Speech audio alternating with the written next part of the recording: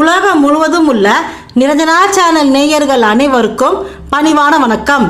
கிரகப்பிரவேசம் செய்ய இருக்கும் நாளில் மேற்கு, தெற்கு, அக்னி மூலை அதாவது தென்கிழக்கு, அடுத்ததாக வாயு மூலை வடமேற்கு ஆகிய திக்குகளில் இருந்து புறப்பட்டு கிரகப்பிரவேசம் நடக்கும் வீட்டுக்கு செல்லக்கூடாது. அப்படி சென்றால் அது மிகப்பெரிய தோஷத்தை உண்டாக்கும் என்கிறது. இதற்கு என்ன பரிகாரம்? கிரகப்பிரவேசம் நடக்கும் வீட்டின் திசையில் இருந்து 5, 7 அல்லது 9 நாள் வேறு வீட்டில் குடியிருந்து அங்கிருந்து கிரகப்பிரவேசம் நடக்கும் வீட்டுக்கு செல்ல வேண்டும். அதுவும் புதிதாக போக வேண்டிய இடமானது கிரகப்பிரவேசம் நடக்கும் வீட்டுக்கு வடக்கு, கிழக்கு, ஈசானியம் அதாவது வடகிழக்கு இந்த திக்குகளிலிருந்து பிரவேசித்தால் நல்ல பலன் கிடைக்கும் என்று மனையடி சாஸ்திரம் சொல்கிறது. இதில் கூறப்படுகின்ற அனைத்து விதிகளையும் கடைபிடிக்க முயன்றால் நல்லதுதான். ஆனால் நம் முன்ஜென்ம விதிகளின்படி இதில் எந்த அளவு கடைபிடிக்க இயலுமோ அது மட்டும்தான் இயலும் என்பதும் மறுப்பதற்கில்லை.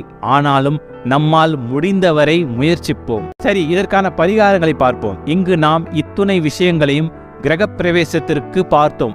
இவற்றை முழுவதுமாக அனுசரிக்க முடியவில்லை என்றாலும் பரிகாரம் ஏதாவது நிச்சயம் இருக்குமல்லவா? அது என்ன? ஆம், இதற்கு பரிகாரமும் இருக்கிறது. ஆனால் இதை நான் இங்கே சொல்லப் போவதில்லை. எல்லாவற்றுக்கும் குறுக்கு வழியை தெரிந்து கொண்டால் எப்படி? நம்மால் எவ்வளவு முடியுமோ அந்த அளவுக்கு சாஸ்திர விதிகளை கடைபிடிக்க வேண்டுமல்லவா? அதனால் பரிகாரம் என்கின்ற குறுக்கு வழியை எந்த விஷயத்திலும் முதலில் தேடாதீர்கள். அதுதான் நல்லது. காரணம், இயற்கை அல்லது இறைவன் நம்மை பார்த்து கொண்டேதான் கவனித்துக் கொண்டேதான் இருக்கிறார்கள். ஆனாலும் பரிகாரத்திற்கு அடம் பிடிப்பவர்களுக்காக 2 பரிகாரங்களை சொல்கிறேன். சொல்லப்போகும் இவ்விரண்டு பரிகாரங்களும் ஏதோ நான் உங்களுக்கு சொல்ல வேண்டுமே என்பதற்காக சொல்லப் போவதில்லை. பரிகாரங்கள் இரண்டுமே உண்மையில் மிகவும் பயனுள்ளது, பலன் தரக்கூடியது. அவை என்ன? கிரகப்பிரவேசம் அன்று கோபூஜை செய்வது மிக முக்கிய நிகழ்ச்சியாக இருந்தாலும், பசுக்களுக்கு பிடித்த உணவுகளை அள்ளி தந்தாலும் அதற்கு அருங்கம்புல் தர வேண்டியதை மட்டும் மறந்து விடாதீர்கள். கிரகப்பிரவேச தினத்தில் பசுக்களுக்கு அருங்கம்புல் தராத கோபூஜை பூர்த்தியாகாது. இப்படி நாம் பசுக்களுக்கு அருங்கம்புல் தந்தால் அது எத்தனை தோஷம் இருந்தாலும் அந்த தோஷங்கள் விலக வழி பிறக்கும். குடும்ப வளர்ச்சிக்கு வழி கிடைக்கும். அருகம்புல்லின் குளிர்ச்சி நமது புது வீட்டுக்கு புத்துணர்ச்சியையும், அந்த வீட்டில் குடியிருக்க துவங்கும் குடும்பத்திற்கு மன மகிழ்ச்சியையும் தனதானிய விருத்தியையும் உறுதியாக தந்திடும். சரி, 2வது பரிகாரம் என்ன? கிரகப்பிரவேசம் செய்யும் கோபூஜை அன்று வெள்ளை நிற பசு கிடைத்தால் உங்களுக்கு அதிர்ஷ்டம். வெள்ளை நிற பசு அன்னை பார்வதி தேவியையும் ஸ்ரீ மகாலட்சுமியையும் குறிக்கின்றது. வெள்ளை பசு கால்பட்ட இடம் சொர்க்க பூமி. எல்லாவித துஷ்ட சக்தியையும் விரட்டி அடிக்கும். பேரருளை அள்ளி அள்ளி வழங்கும்.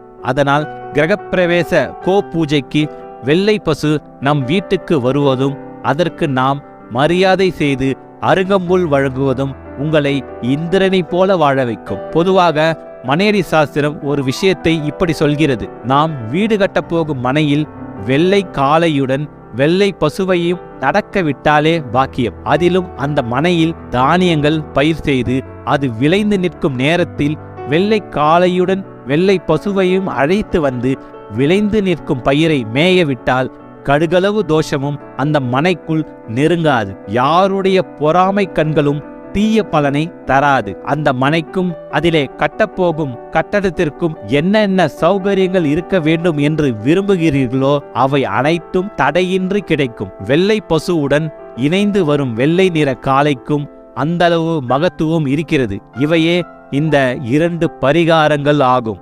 ரொம்ப சந்தோஷம். அப்படியே 3வது பரிகாரம் ஏதாவது இருந்தாலும் சொல்லுங்கள் என்று நீங்கள் கேட்பதற்குள் நிறைவு செய்கிறேன். எல்லாம் வல்ல சிவபெருமானால் சொந்த வீடோ வாடகை வீடோ இந்த பதிவை கேட்கும் நீங்கள் எங்கு வசித்தாலும் அனைவருக்கும் இன்பமான வாழ்க்கையும் நோய் நொடியற்ற மகிழ்ச்சியான வாழ்க்கையும் அமைய வேண்டிக் கொள்கிறேன். நல்வாழ்த்துக்கள். நன்றி, வணக்கம். நமசிவாய.